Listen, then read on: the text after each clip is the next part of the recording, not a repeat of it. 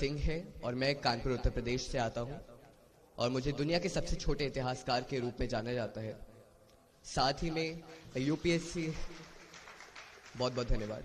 साथ में मैं यूपीएससी सिविल सर्विसेज एग्जामिनेशंस की तैयारी कर रहे छात्रों को इतिहास, भूगोल, अंतर्राष्ट्रीय संबंध और राज्य व्यवस्था भी पढ़ा रहा हूँ, हिस्ट्री, पॉलिटी, इंटरनेशनल रिलेशंस और ज्योग्राफी। उसी के साथ साथ कानपुर विश्वविद्यालय, जो कि छत्रपति शाहू जी महाराज विश्वविद्यालय है, उसमें मैं विधि के छात्रों को एज अ गेस्ट स्पीकर भी पढ़ा रहा हूँ, कॉन्स्टिट्यूशनल लॉ और इंटरनेशनल लॉ।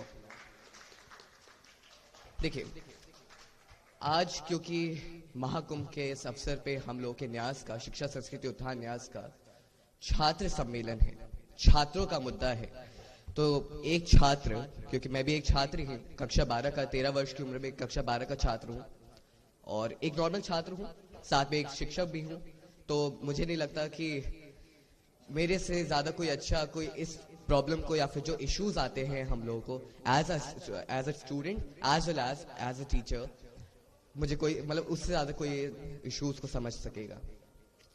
तो सबसे पहले मैं शुरू करना चाहूंगा एक एनॉमली से, एनॉमली यानी एक एग्जाम्पल से। मेरे अनुसार एक जो छात्र होता है, एक जो बालक होता है, वो एक बीज के समान होता है। ये कैसी एनॉमली हुई? अगर आप महीनों से सूखी मिट्टी में अगर एक बीज को डालेंगे और ये एक्सपेक्ट करेंगे, ये सोचेंगे इस होप के साथ, इस आशा के साथ कि ये अंकुरित होगा, ये पेड़ बनेगा, एक पौधा बनेगा, तो आपसे बड़ा कोई मूर्ख नहीं है। आपको उसकी केयर करनी पड़ेगी, आपको पानी डालना होगा, उसको धूप में रखना होगा।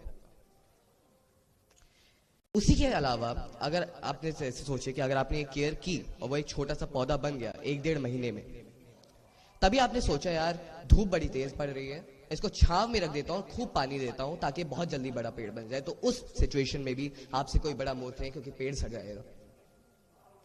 अब अगर हम लोग इसी सिचुएशन को एक छात्र के ऊपर रखें, एक छात्र के ऊपर अगर आप बाउंड्रीज डाल देंगे, उसको एक दिशा ही नहीं देंगे, उसको दिशाहीन रखेंगे, उसको अंकुरित होने का मौका ही नहीं देंगे और ये एक्सपेक्ट करेंगे कि वो जीवन में कुछ करके दिखाए, तो ऐसा हो नहीं सकता। साथ ही में अगर आप एक बच्चा, अगर आपने उसको दिशा दे दी, वो उस दिशा में काम कर रहा है, वो कुछ बनना चाहता है, वो कुछ करना चाहता है, पर आपने उसके बाउंड्रीज डाल दी वहीं पे कि अरे यार तुम्हें तो उसको लगता है मैथ्स में उसको इंटरेस्ट है, आपने कहा बेटा तुम्हें तो आईआईटी बॉम्बे की सीएस ब्रांच में एडमिशन चाहिए, क्या पता उसको रिसर्च में जाना हो, पीएचडी करनी हो, डॉक्टरल साइंसेस में जाना हो, चांस नहीं दिया जाता उसको। अब अगर हम लोग इसी सीट्स को, जो ये एक तरीके से कहा जाए तो स्टूडेंट और एजुकेशन सिस्टम की जो रिलेशनशिप थी, इस मुद्दे पे एक स्टूडेंट का जीवन चलता जाता था, एजुकेशन बदलती जाती थी, जिसमें उसका ज्यादा कुछ कहना नहीं होता था, उसके पेरेंट्स, उसके टीचर्स उसका फ्यूचर निर्धारित करते जाते थे और बस चलता जाता था। तो एक स्टूडेंट का जो जीवन होता था वो रिएक्शन होता था, इंटरैक्शन नहीं होता था।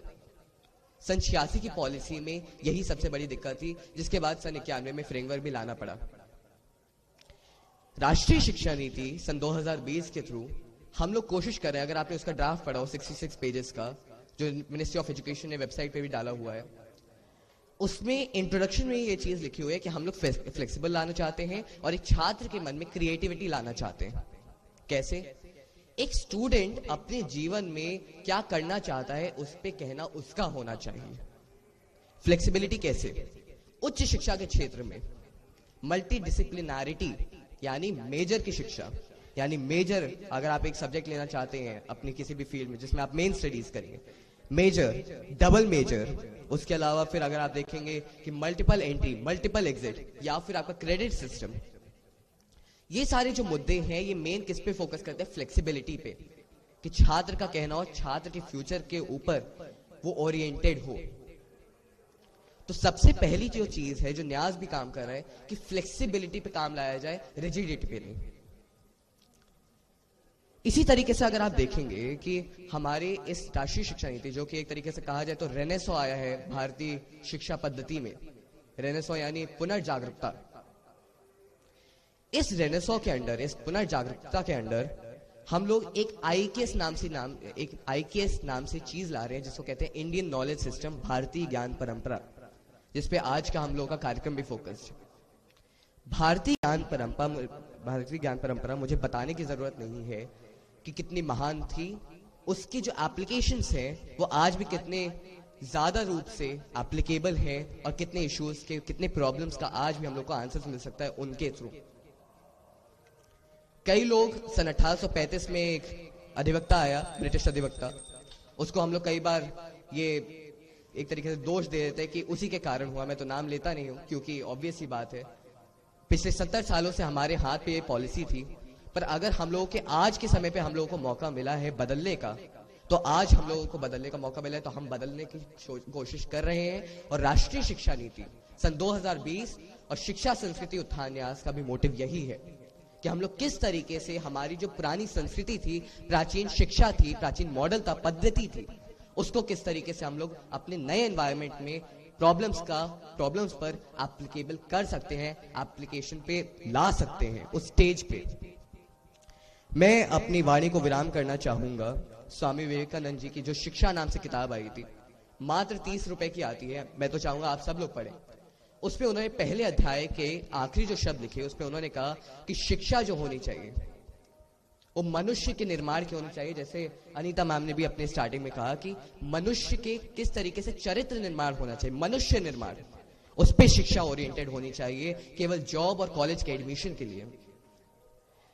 वैसे ही अगर आप देखेंगे कि धर्म जो होना चाहिए, जो ड्यूटीज होनी चाहिए, वो शिक्षा के प्रति होनी चाहिए। किस तरीके से हम लोग मनुष्य का निर्माण कर सकते हैं, शिक्षा होनी चाहिए। समाज में जो पॉलिसीज आनी चाहिए, समाज का जो विकास होना चाहिए, समाज में जो सोच होनी चाहिए, वो सारी की सारी मनुष्य के निर्माण और शिक्षा के थ्रू किस तरीके से एक बच्चे को एक दिशा दी जा सकती है, उस पे ओरिएंटेड होना चाहिए। और राष्ट्रीय शिक्षा संस्कृति उत्थान न्यास का भी यही मोटिव है और हम लोग इसी क्षेत्र में काम कर रहे हैं। बहुत बहुत धन्यवाद। जय हिंद।